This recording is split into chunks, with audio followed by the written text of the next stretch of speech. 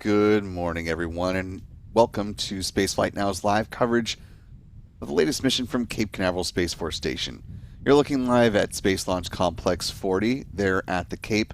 A Falcon 9 rocket standing tall, getting ready to deliver 29 more Starlink V2 mini optimized satellites to LEO, here lifting off in 59 minutes, 37 seconds.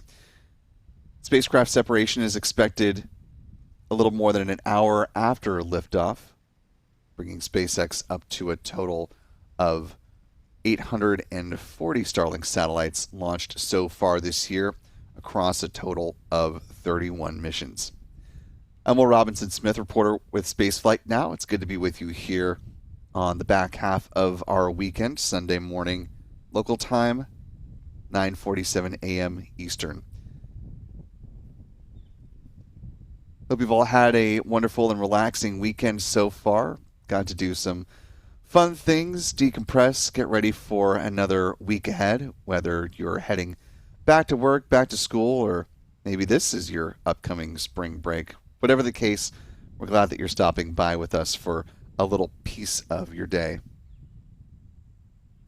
See, we've got about 630 some odd people here in the live chat with us, starting things off. Certainly appreciate all of you being here at the top of the broadcast. And you could do us a big favor just by clicking the like button and sharing the stream to allow some more folks to find their way into this live launch coverage today.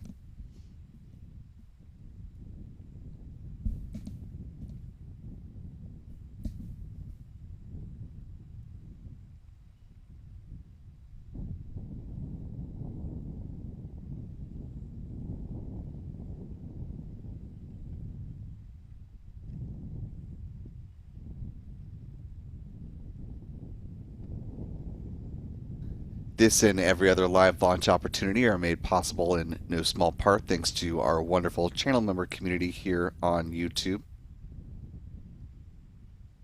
So thanks to folks like Virginia Ramirez, Mark P., M. Teresa, Sue Straub, Space Coast Rocket Launches Florida, Skunk Hogger PS494, and many, many others. B. Porter, good morning to you. Channel membership comes with a number of perks, including discounts at our online shop, which is shop.spaceflightnow.com. Access to member-only videos here on YouTube, access to our members-only Discord server, and the ability to watch all of our live launch liftoff moments from here in Florida in 4K. Also, let us know where you're watching from today. I know there are plenty of folks here in Florida getting ready to see the launch up in person. Looks like we've got Atlantic Storms Tracker joining us from Trinidad and Tobago. See William Funk checking in from Thousand Oaks, California.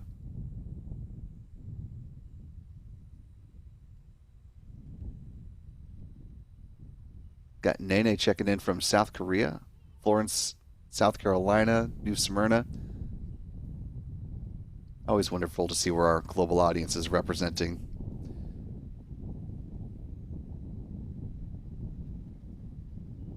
The crew on board today, our editor Stephen Young is running the technical operations of the broadcast this morning.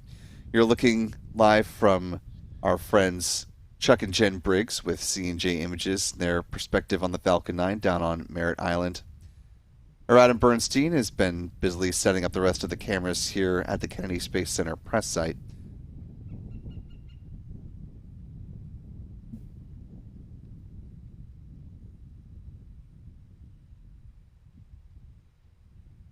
Our other photographers, John and Michael, are off this morning, but if you're not already following the fellows on X, you can find them at their handles you see here on the screen. Adam is at ABurnNYC, John at John Bassani Photo, and Michael at MD Kane Jr. While you're there, be sure to follow Spaceflight Now simply at Spaceflight Now. We are also on Blue Sky, Threads, and Facebook for those of you who are not on X.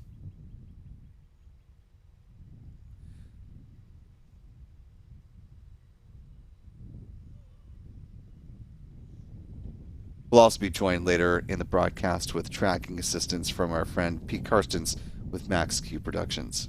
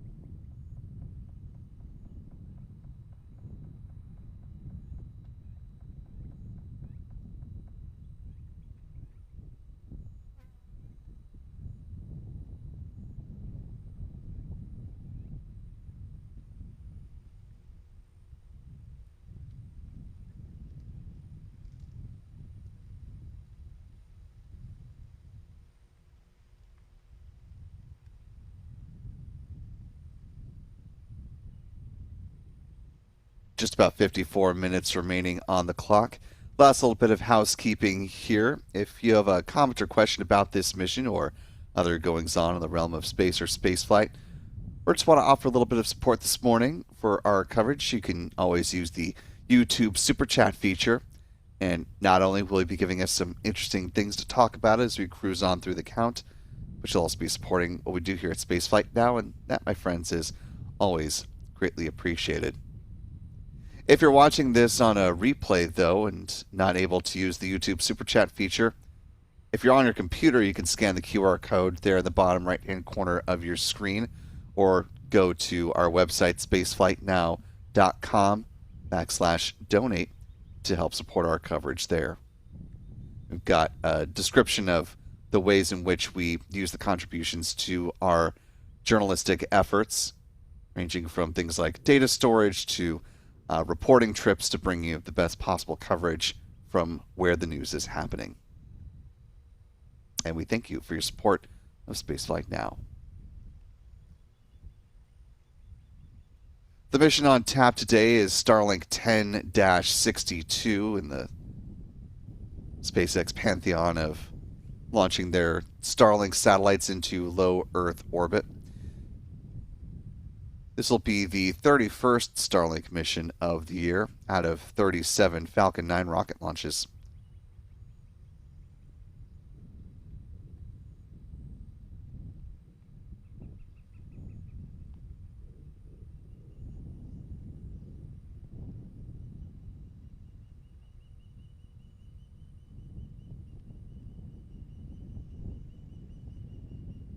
The mission today will also feature a flight of one of SpaceX's most flown Falcon 9 first stage boosters. Let's go ahead and take a peek at where the company currently is with its top flyers so far. The booster flying today had just got knocked off from tying that 5th place spot with B-1077. The booster flying today is B-1078, also getting ready to make its 27th trip to space and back. Set to target a landing on the drone ship called a short fall of gravitas, a little less than 8.5 minutes after liftoff.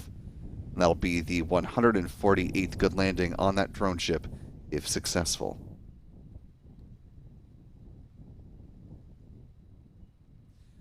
With just about 51 minutes remaining on the clock, let's talk about what SpaceX has out in front of them as far as the milestones to launching this Falcon 9 rocket.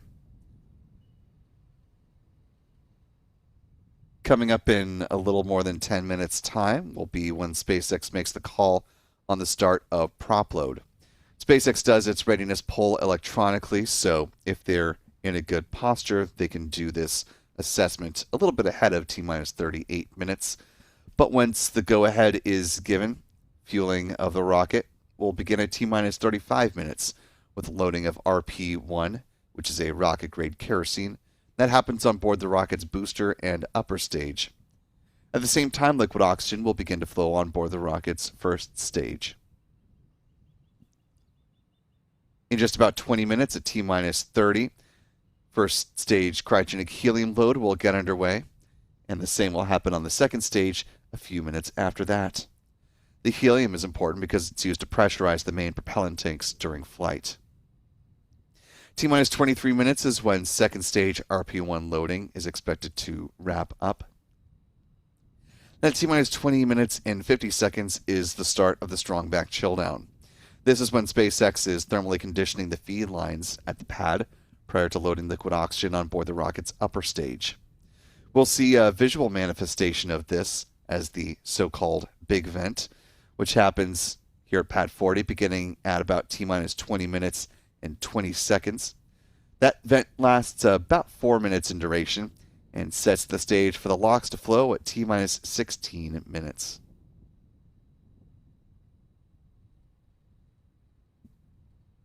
Seven minutes before liftoff is when the chill down of the 9 Merlin engines begins. This is when SpaceX will flow a small amount of liquid oxygen through the plumbing and turbo pumps. And that helps to protect the engines from the risk of thermal shock and damage during startup. 6 minutes out, the first stage kerosene tank should be full. Then at T-minus 4.5 minutes, we'll see the retraction of the strong back. First, the clamp arms just beneath the payload fairings will open up, and then the transporter erector, otherwise known as the strong back, that will recline a few degrees away from the Falcon 9 rocket and will stay in that position until liftoff. Then at that point, it'll pull back in a much more rapid fashion, clearing the way for the vertical climb of the Falcon 9. 3 minutes before the rocket's departure, the first stage liquid oxygen tank should be full. Same will be true on the second stage about a minute after that. At this point, the Falcon 9 is fully loaded with 1 million pounds of propellant. In the final 60 seconds, as we hear the call that the Falcon 9 is entered into its automated startup, control of the countdown is handed over from the ground sequencer to the Falcon 9's onboard flight computers. At the same time, the propellant tanks will be brought up to flight pressure. The SpaceX launch director will confirm their go for launch status at T-minus 45 seconds. The engine ignition command will be granted at T-minus 3 seconds. And if all 9 Merlin engines are healthy and ignite as expected, the command will be given for the hold down clamps to release the Falcon 9 rocket for a T0 liftoff. This morning, targeting that departure at 10:47 a.m. Eastern, 14:47 UTC, or just about 47.5 minutes from now.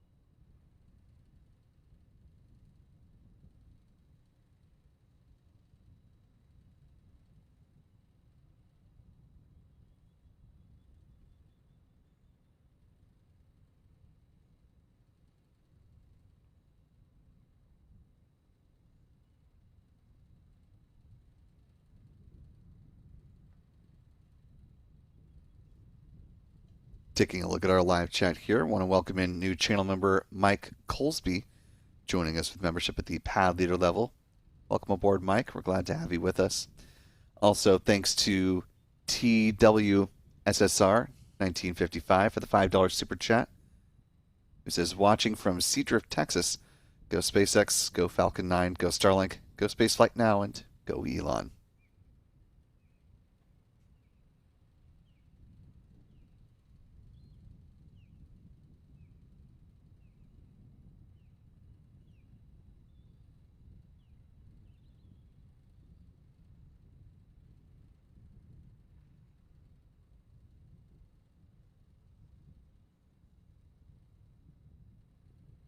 Just under 45 minutes remaining in the count so far. The payload for today's mission of Starlink 10-62 is another batch of 29 V2 mini optimized satellites getting ready to help expand SpaceX's low Earth orbit broadband internet constellation, currently at a little more than 10,000 Starlink satellites strong.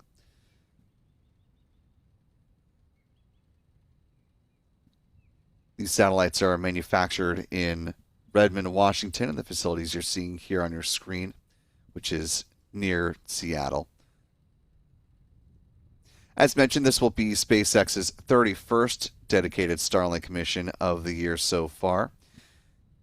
All the Starlink satellites that have launched in 2026 and the majority of 2025 are the V2 Mini optimized variety,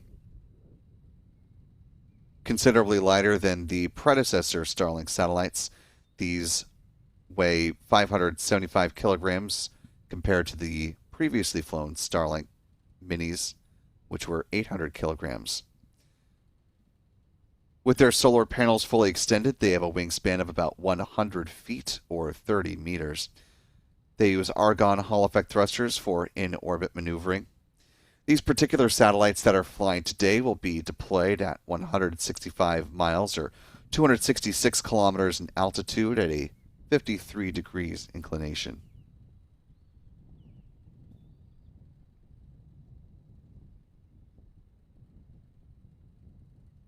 The launch this morning of Falcon 9 rocket from here at the Cape comes a few hours after liftoff of a Russian Soyuz rocket from the Baikonur Cosmodrome, sending up the next Progress cargo vehicle, now making its way to the International Space Station, set to dock with the orbiting outpost on Tuesday.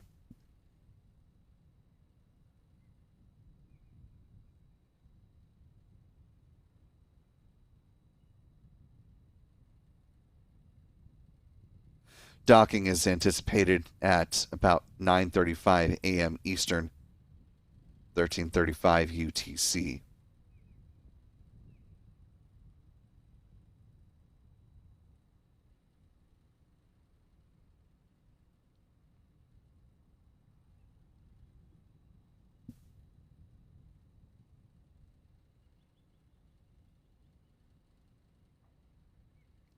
And of course, some of the biggest movement here on the Space Coast was from the Vehicle Assembly Building out to Launch Complex 39B. Just recently, the return of NASA's Space Launch System rocket out to that pad. You can take a live look right now and see the 322-foot tall rocket standing tall, getting ready to support the first crewed flight of an Orion spacecraft. Launch day is targeting no earlier than April 1st. And as a lot of folks have been very eager to see, and I will count myself among this contingent, a launch on April 1st would mean a daytime flight of the Space Launch System rocket, as opposed to the night flight that we saw with the Artemis 1 uncrewed mission. So we shall see if all remains on track for a liftoff of SLS and Orion on the 1st. Of course, we will have extensive live coverage whenever launch day happens. And then we'll be heading pretty quickly from the Kennedy Space Center out to Houston, Texas to continue our ongoing day-by-day mission coverage from the Johnson Space Center in Houston, Texas.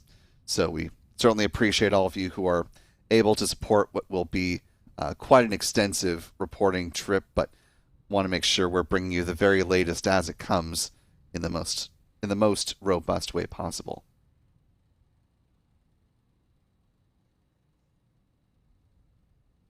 Speaking of folks' support, as we're just about 40 minutes away from the flight of the Falcon 9 rocket, I want to thank Debbie Lane for upgrading their membership to the Mission Specialist level.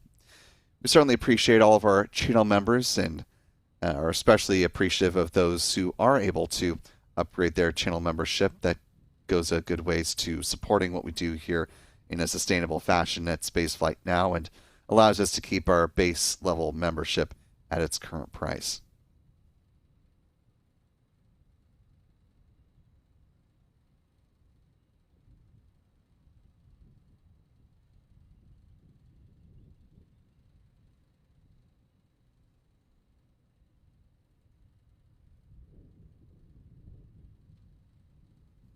We're just about a minute and a half away from the general point in the countdown when SpaceX team will make the decision on whether to start prop load here in the next 4 minutes.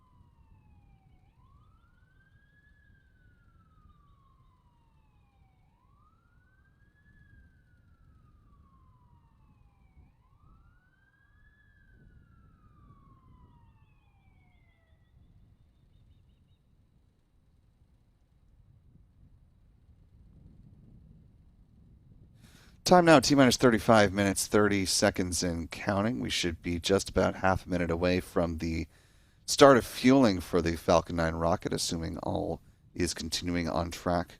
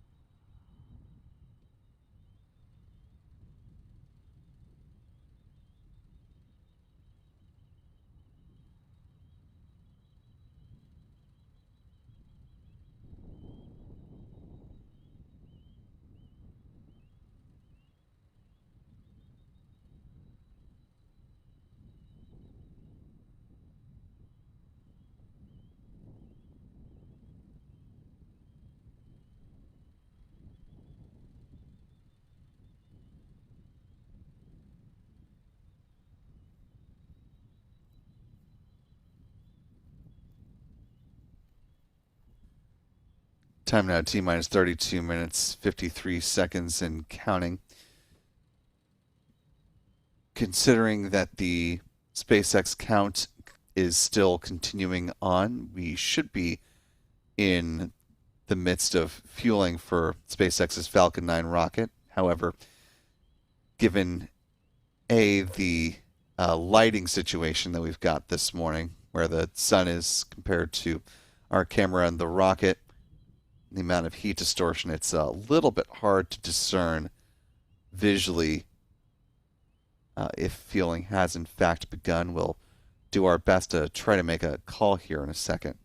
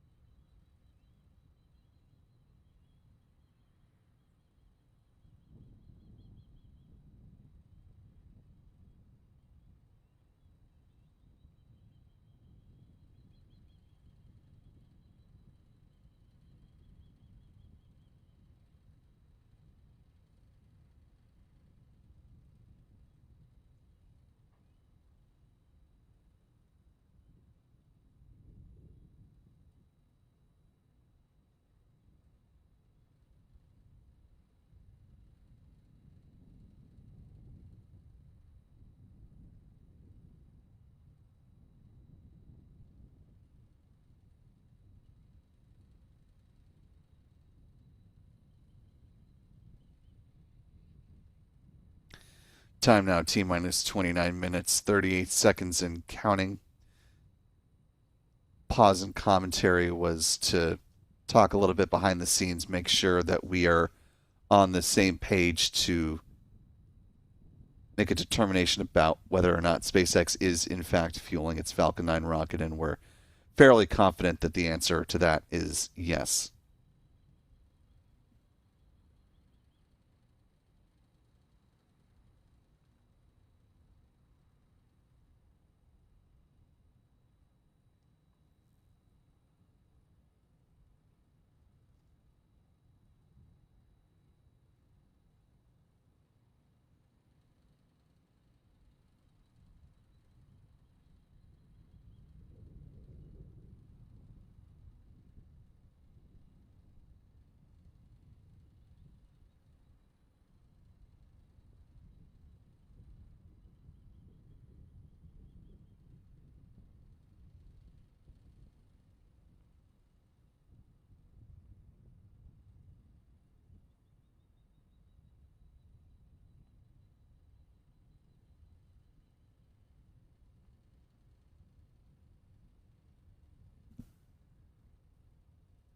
With fueling underway at this point in the count, SpaceX is loading cryogenic helium onto the pressure vessels for the Falcon 9's first stage, and we'll do the same for the second stage here in the next couple of minutes.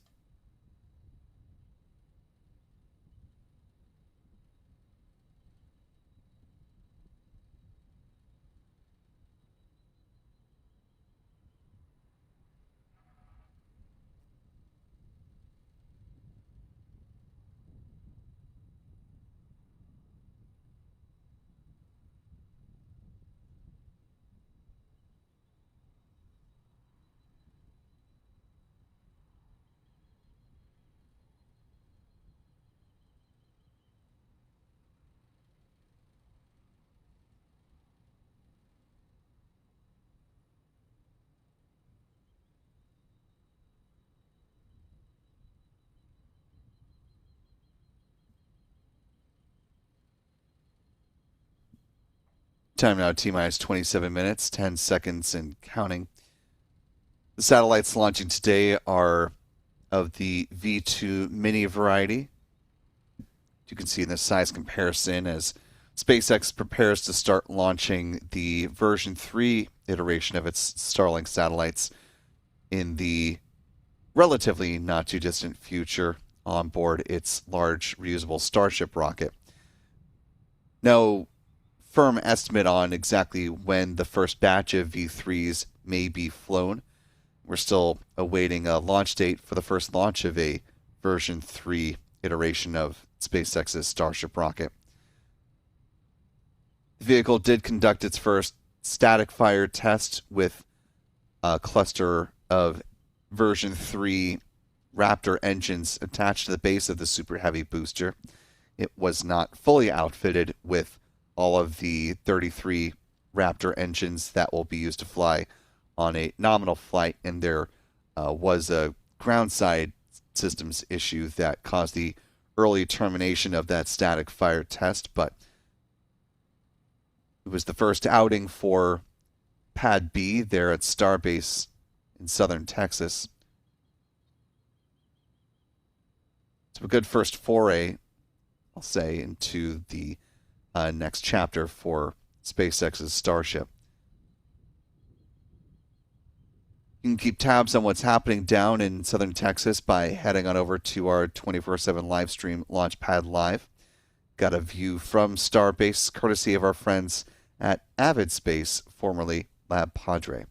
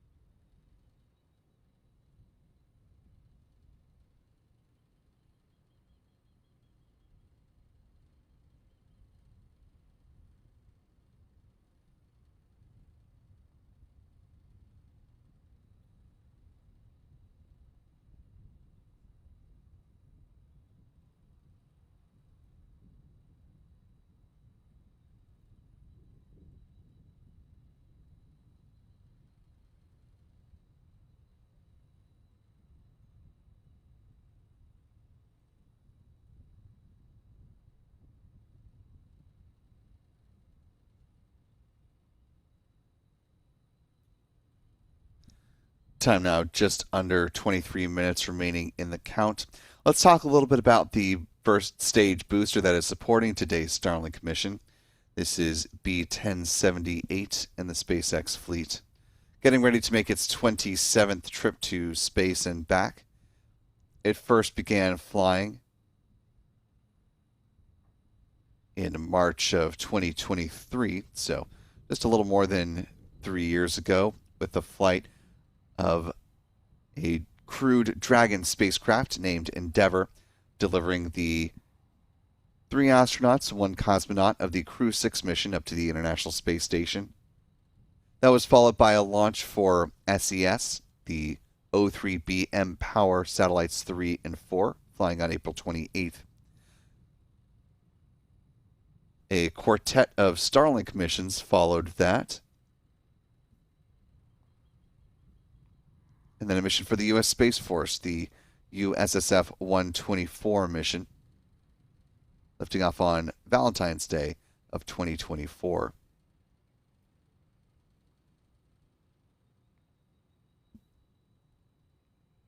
After that, we go back to Starlink land for about a handful of those missions, and then a flight for the company AST Space Mobile and their Bluebird satellites 1 through 5, launching on September 12th. And a healthy number of Starlink satellite missions that followed that before we get to SpaceX's next customer mission with this booster.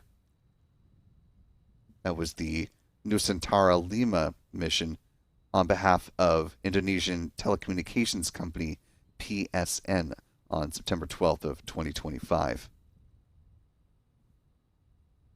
And then it's been Starlink missions from then till now. It's 6-85 on November 15th, 6-97 on January 12th, 10-41 on March 2nd, bringing us up to Starlink 10-62 20 days later. Speaking of 20, we are less than 20 seconds away from the start of the big vent. Good visual indication of SpaceX chilling the feed lines there at the pad prior to the start of liquid oxygen load on board the rocket's upper stage.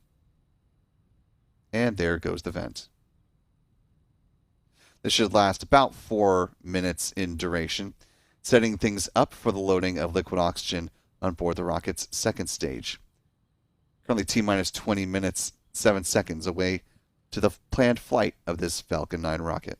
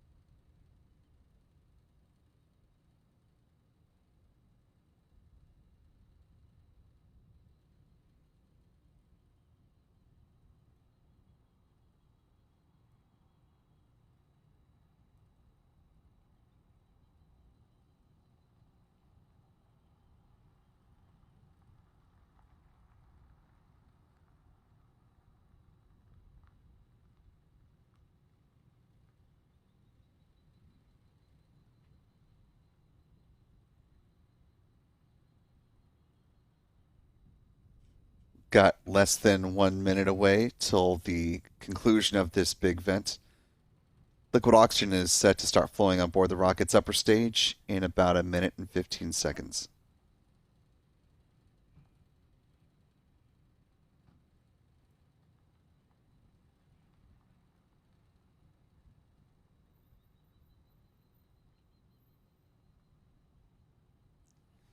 As we're watching the conclusion of the big vent here, the reason why we haven't made any mention of the weather so far today is because conditions are quite spectacular for a liftoff. Meteorologists with the 45th Weather Squadron forecast a greater than 95% chance for favorable weather today, with no specific concerns from a meteorological perspective. That would be a showstopper. Booster recovery, weather conditions also looking optimal for today's flight. Big vent wrapped up. Second stage lock load about to begin in about 15 seconds.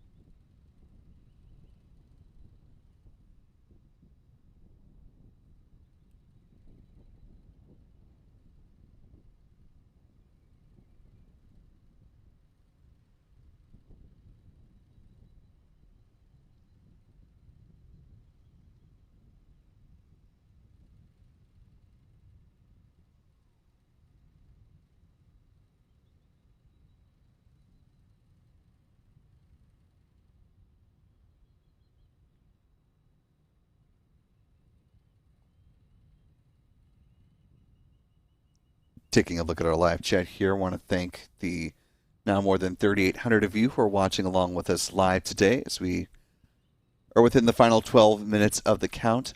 If you haven't already, you could do us a big favor just by clicking the like button and sharing the stream, allowing more folks to find their way to our live launch coverage. Also, thanks to moderator Mark Otto for being with us in the chat to help us out. And lastly, for now, thanks to Daniel H. for gifting a Spaceflight Now membership. Really appreciate that, Daniel. And to our newest gifted channel member, welcome aboard. We're glad to have you with us. If you haven't already, be sure to thank Daniel in the live chat, and we hope you decide to stick around with channel membership.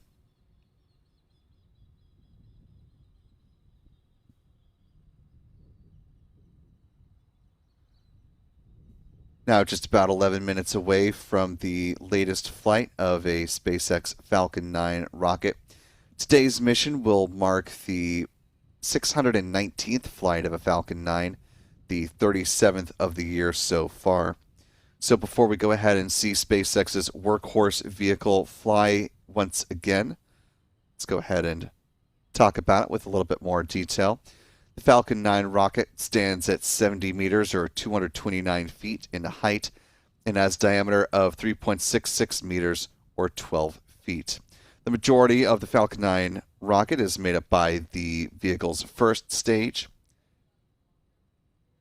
For those who missed it earlier, today's booster is B-1078, and this will be its 27th flight so far. At the base of the first stage of any Falcon 9 rocket in a reusable configuration are the 9 Merlin engines burning a rocket-grade kerosene and liquid oxygen producing 1.7 million pounds of thrust, along with the engine compartment featuring the black carbon fiber landing legs used to land a first stage booster, today on a drone ship, other times on a landing zone. Above the first stage is the rocket's inner stage. This is a composite structure consisting of an aluminum honeycomb core, which is surrounded by carbon fiber.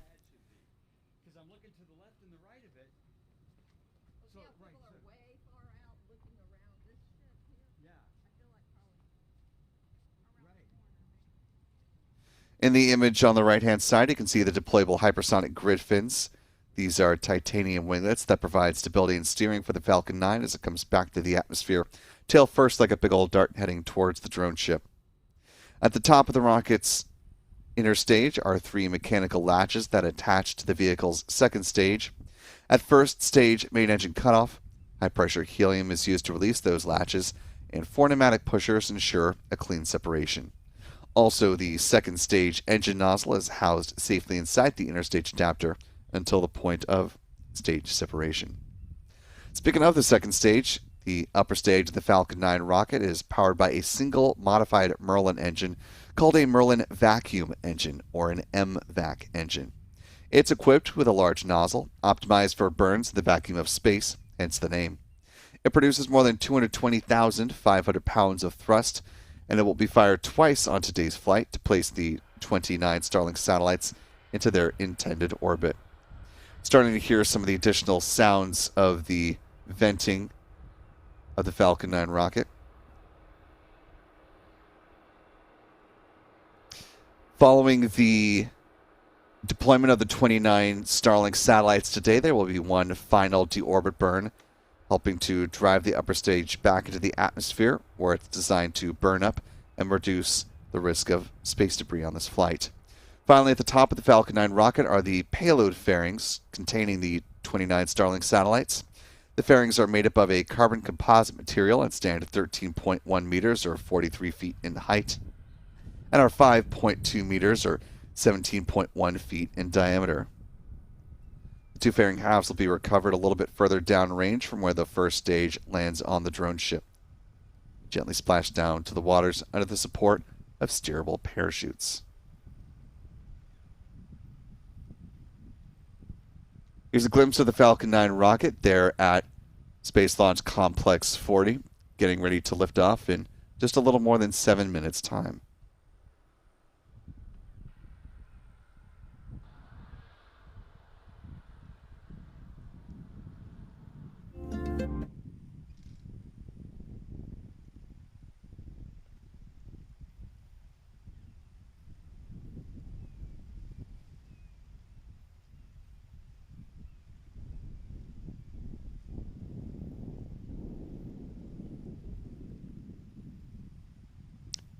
apologies for the graphical scramble. The SpaceX has decided to start running ads in the run-up to their launch, which is perfectly fine for them to do, but they do contain possibly copyrighted music, so we try to steer clear of those for risk of incurring a copyright strike from YouTube. In their stead, let's go ahead and talk about the trajectory for today's mission, the path for the Falcon 9 rocket. After liftoff from Space Launch Complex 40 there at Cape Canaveral Space Force Station, the Falcon 9 rocket will head on a northeasterly trajectory, heading away from Florida's Space Coast. Less than 3 minutes after liftoff, the first and second stages will separate, and the booster will target a landing on the SpaceX drone ship called a shortfall of gravitas. If successful, this will be the 148th good landing on this particular drone ship and the 590th landing of a SpaceX Falcon booster. The company is working on certifying its first and just the first stages, not the second stage. It's working on certifying the first stage boosters for up to 40 flights apiece. Same is true with the payload fairings, which you can actually get a glimpse of right here. Looking back live now at the Falcon 9 rocket with landing zone 40 just off to the left-hand side of the frame. Coming up on the final 5 minutes of the count, after fairing jettison, these will fall down to the waters of the Atlantic Ocean. They will be brought aboard a SpaceX recovery vessel and then brought back through. Tanks are pressing for strong back retract. To be refurbished and turned around for future missions. As you just heard, strong back retract is about to get underway as those tanks necessary for that are being pressurized.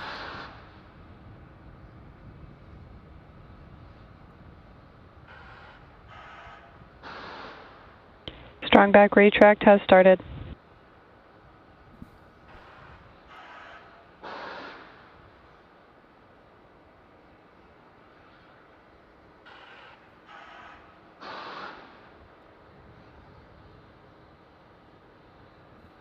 There you can see the clamp arms opening up, one after the other.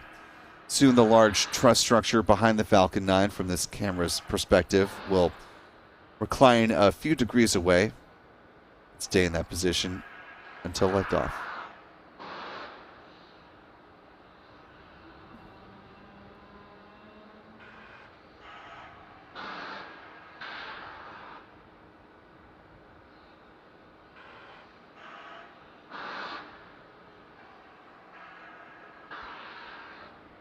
It's just earlier this month that SpaceX crossed the 10,000 Starlink satellites in low Earth orbit milestone. Prior to this liftoff and satellite deployment today, expert orbital tracker and X-ray astronomer Dr. Jonathan McDowell has the total number of Starlink satellites in orbit as of March 21st at 10,097. Stage 1 LOX load is complete. And with that good call out, we're now awaiting a similar call regarding second stage LOX load. Should come around T-minus 2 minutes.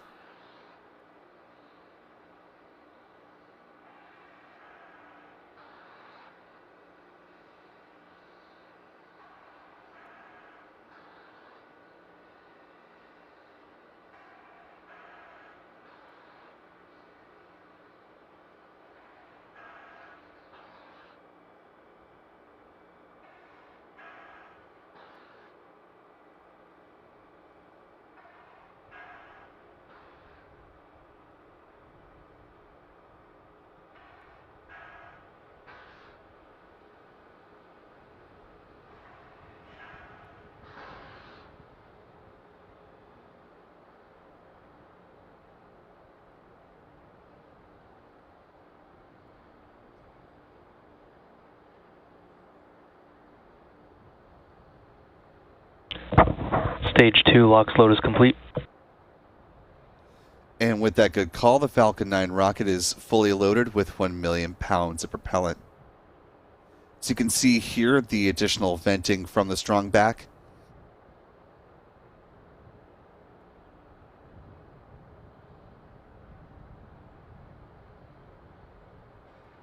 Ground gas closeouts. Yes, those are the ground gas closeouts. Apologies, got caught in a sneezing fit. This is SpaceX releasing the remaining liquid oxygen from the feed lines there at the pad. Coming up to the final minute before liftoff, we will hear a call that the Falcon 9 is entering into its automated startup.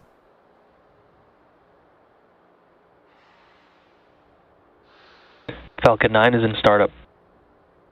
And with that, we are now awaiting confirmation from the SpaceX launch director that we are in fact go for launch.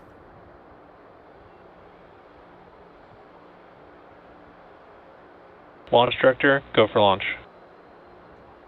And with that good call, we are coming up on the final 30 seconds of the count today. 30 seconds and counting.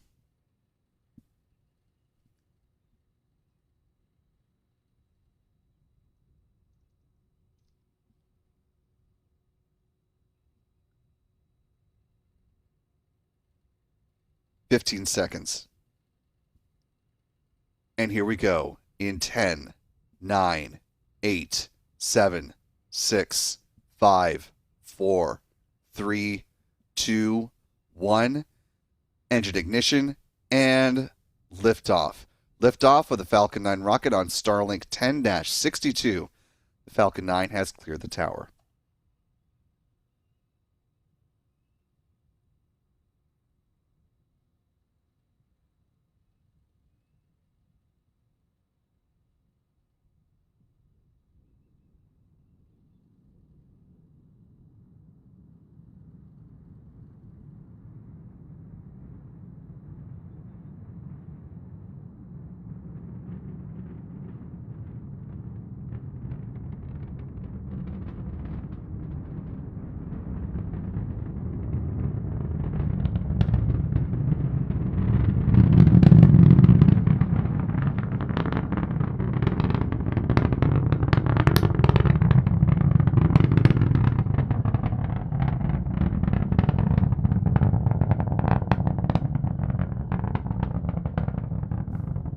And a beautiful ascent of the Falcon 9 rocket so far, a little bit more than 1 minute into flight, coming up to max Q, the point of greatest aerodynamic pressure on the vehicle. Sailing through max Q, the Falcon 9 rocket is now throttling back up on the 9 Merlin 1D engines. Coming up next will be the thermal conditioning of the Merlin vacuum engine on the rocket's second stage.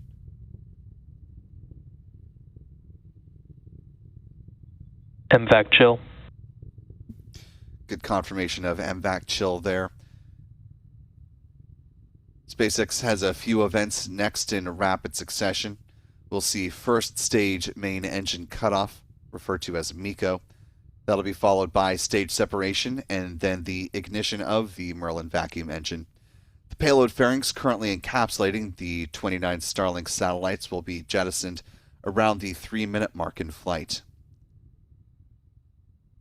A little more than 2 minutes into the mission, we're less than 20 seconds now away from MECO.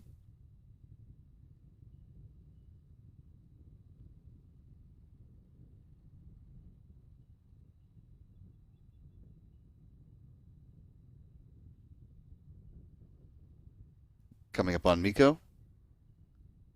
See MECO. Stage separation. Stage separation confirmed. Main engine get off.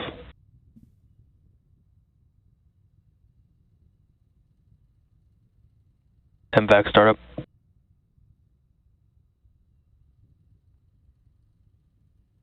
Couple calls from SpaceX out of order of operation, but happening in the correct sequence, which is what actually matters. Fairing jettison is coming up next.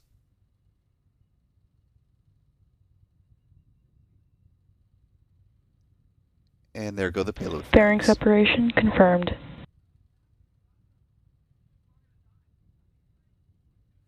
You can see one of those fairing halves falling away from the SpaceX onboard cameras. These two halves of the payload fairings will splash down in the waters of the Atlantic Ocean, a little bit further downrange from where the booster touches down on the drone ship. Things being as clear as they are, we've still got a good bead on the Falcon 9 first stage booster, catching the light really nicely at times. Those pulses you're seeing are the cold gas thrusters as SpaceX's Falcon first stage adjusts its attitude or positioning, making sure it's in the exact right orientation ahead of the start of the next big milestone, which is the 3-engine entry burn.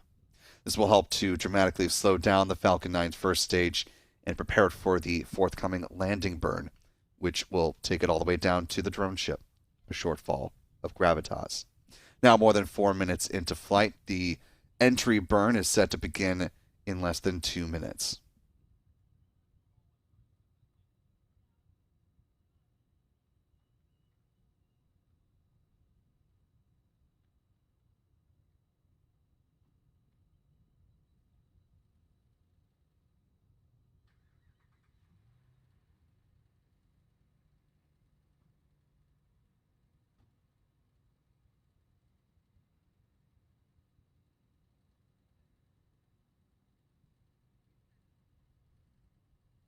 Coming up on 5 minutes into the flight. As a reminder, following the booster recovery today, we'll have a roundup of all the various camera angles with which we were able to capture liftoff from. Of course, in the moment, we want to bring you the best spot moments of liftoff, so you just get little snippets of what our various cameras are able to see. But our replays will give you every single camera angle in succession.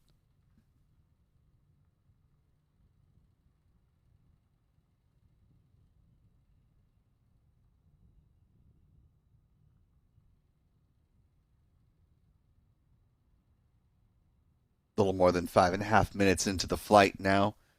We are less than 30 seconds away from the start of the entry burn.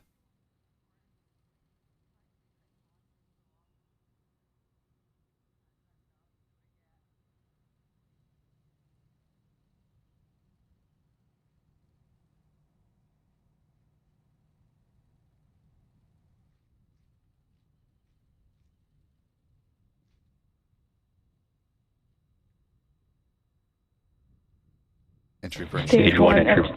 Stage 1 FTS is saved.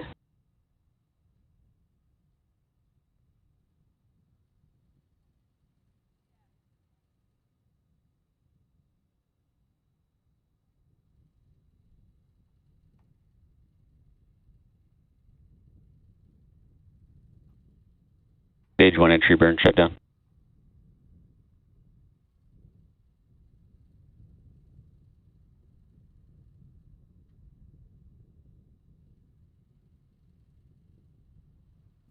And with the conclusion of a good entry burn, coming up next will be the start of the single engine landing burn. That's coming up beginning just about at the 8-minute mark in flight.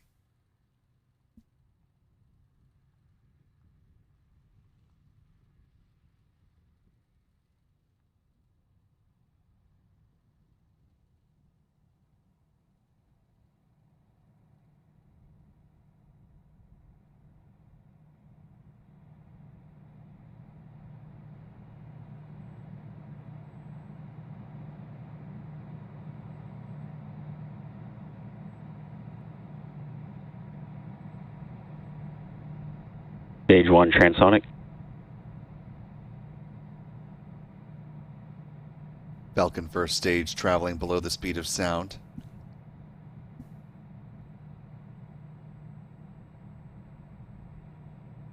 Landing burn is set to begin in less than 20 seconds.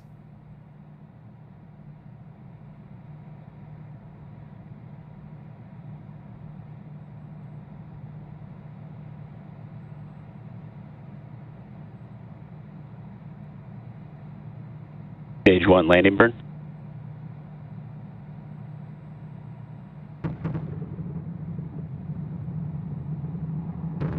Stage 2 terminal guidance.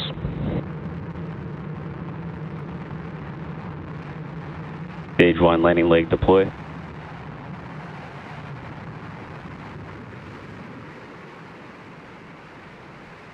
Stage 1 landing confirmed. And a good recovery for B-1078, Stage 2 FTS is saved. marking the end of its 27th trip to space and back.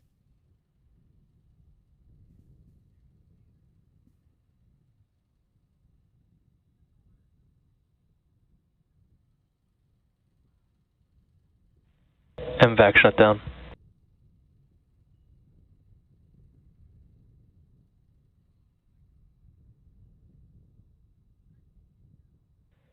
Nominal orbit insertion. And with a good confirmation of nominal parking orbit achieved, the upper stage of the Falcon 9 will coast until T plus 52 minutes, 11 seconds. There will be a 1 second burn to circularize its orbit, and the Starlink satellites will be deployed at T plus 1 hour, 1 minute, and 33 seconds post liftoff.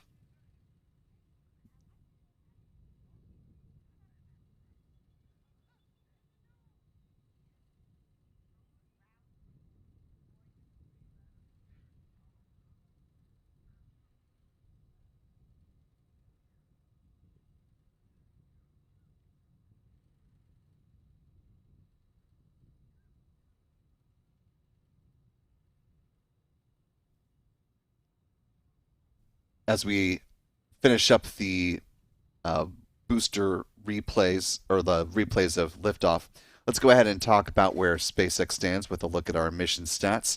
This was the 27th flight of Falcon 9 first stage booster 1078, marking SpaceX's 619th Falcon 9 launch to date and the 37th Falcon 9 flight of 2026.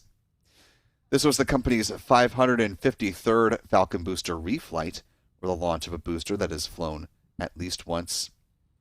The company's 169th orbital launch within the last 365 days.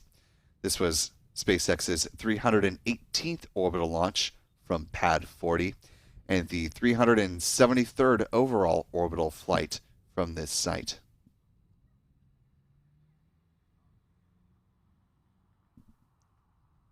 Here's a look at the bar chart version of the SpaceX Falcon family of rockets. Moving on to some recovery stats, this was the 148th landing of a first stage booster on the drone ship, a shortfall of gravitas. That marked the 487th drone ship landing successfully for SpaceX, the 590th booster landing for the company, and the 591st overall landing of an orbital class rocket. Finally, with some industry stats, this was the 21st orbital launch from the Sunshine State of Florida, the 39th from U.S. soil, the 43rd orbital launch from a U.S. rocket company, and the 63rd orbital launch attempt around the globe. There have been 4 orbital launch mishaps so far this year. Here's a look at the Cape bar chart year over year, going back to the 50s, and here's the pie chart where it currently stands. A couple new additions, of course, the launches from here in Florida, as well as a third flight from Roscosmos with the launch of the Progress spacecraft on a Soyuz rocket from the Baikonur Cosmodrome. And we've got those launch replays ready for you now, so let's go ahead and kick things off with a view from the fixed camera here at the press site from Adam Bernstein.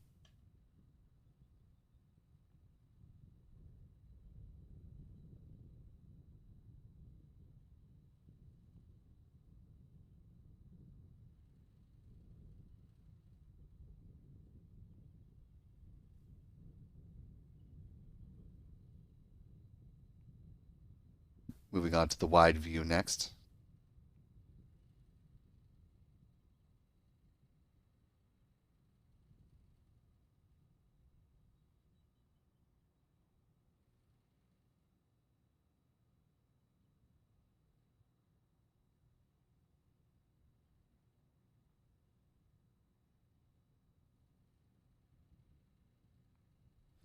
onto the turn basin. Worth noting, today's launch for this first stage booster, B1077, was its fastest turnaround so far at just 20 days. Not the fastest turnaround ever for a Falcon 9 first stage booster. That distinction still belongs to B1088, which holds the record with a 9-day launch turnaround.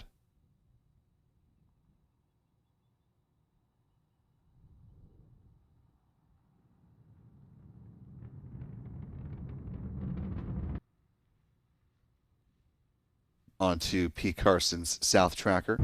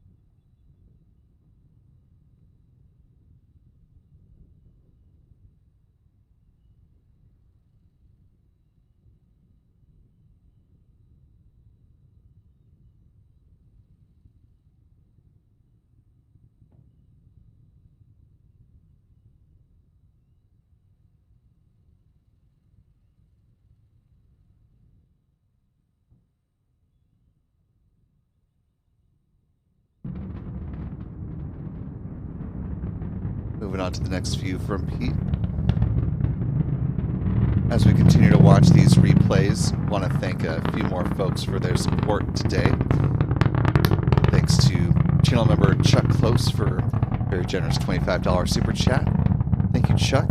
Hope all is well up in Ormond Beach. Also, a welcome aboard to new channel member Ken Bashford, joining us with membership at the pad leader level. Welcome aboard, Ken. We're glad to have you with us. And thanks to another channel member, Virginia Ramirez, for a $2 super chat. Really appreciate that, Virginia. Thanks for the support this morning and for being with us for the live coverage.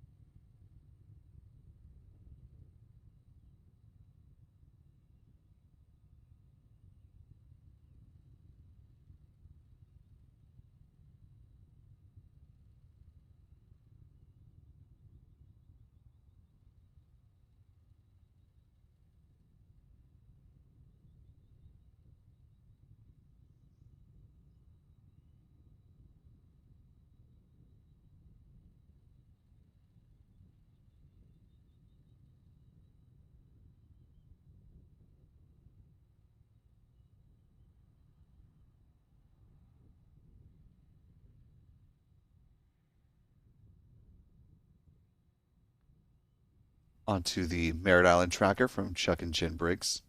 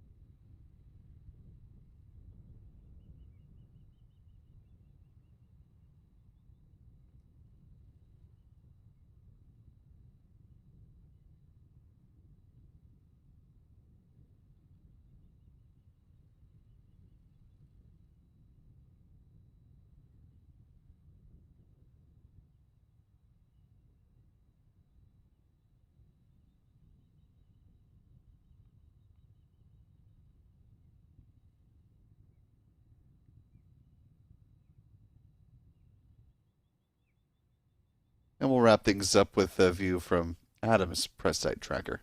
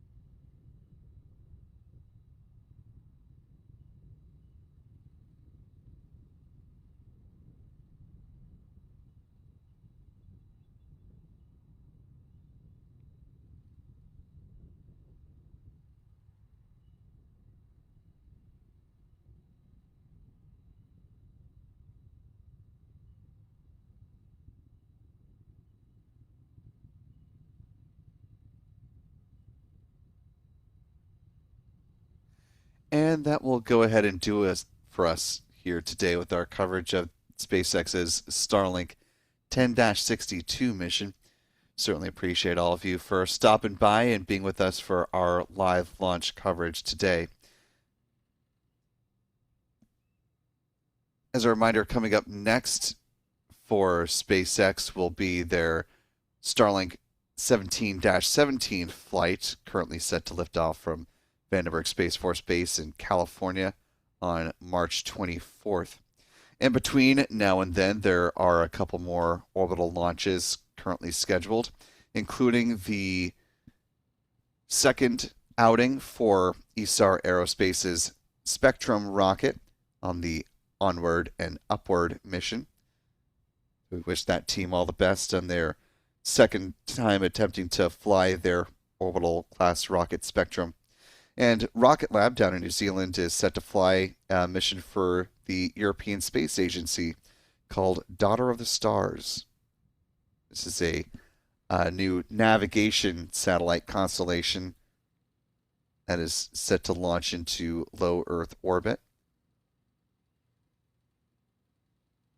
called a Celeste Leo PNT. PNT standing for Position, Navigation, and Timing. And of course, we're just about a week and a half away. Goodness gracious. About a week and a half away from the first potential launch opportunity for NASA's Artemis 2 mission. So, got lots of things in the hopper between now and then. So, be sure to subscribe to the channel, turn on notifications, as we've got much coming down the pike in the run-up to the first crewed flight of the Orion spacecraft. I want to thank Mark Otto for being with us as a moderator today. Big thanks to our friends Pete Karstens with Max Q Productions and to Chuck and Jen Briggs with C&J Images for some stellar tracking, in addition to our own Adam Bernstein here at the press site. Also thanks to our Spaceflight Now editor Stephen Young for running the technical operations of the broadcast today. Most importantly, though, thanks to you for wherever you've been watching from. We appreciate your time and attention and look forward to welcoming you back in here when next we have a live launch to cover. For all of us here at Spaceflight Now, I'm Will Robinson Smith. Remember, be good to yourselves, be good to others. We will see you next time, folks. And until then, enjoy the rest of your weekend, and bye-bye.